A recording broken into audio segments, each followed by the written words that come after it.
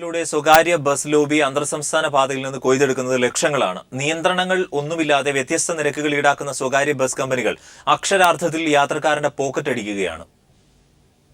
ഉത്സവ സീസണുകളും അവധി ദിവസങ്ങളുമാണ് സ്വകാര്യ ബസ് കമ്പനികളുടെ കൊയ്ത്തുകാലം.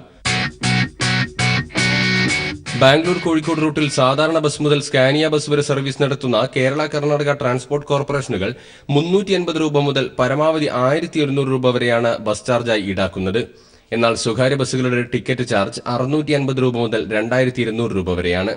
ബസ്സുകൾ പുറപ്പെടുന്ന സമയത്തിലുണ്ടാകുന്ന മാറ്റമനുസരിച്ച് വരെ ടിക്കറ്റ് നിരക്കിലും മാറ്റമുണ്ടാവും.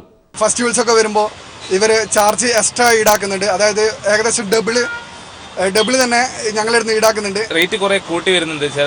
ഈ ഹോളിഡേയ്സും അതേ വീക്കെൻഡ്സും അതേപോലെ എന്തെങ്കിലും ഫെസ്റ്റിവൽസ് ഒക്കെ ഉണ്ടെങ്കിൽ റേറ്റ് കൂടി വരുന്നുണ്ട്.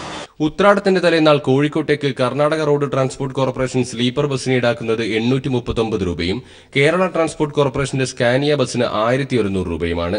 എന്നാൽ സ്വകാര്യ കമ്പനിയുടെ സെമി സ്ലീപ്പർ വോൾവോ ബസ്സിന് യാത്ര ചെയ്യണമെങ്കിൽ 2200 രൂപ നൽകണം.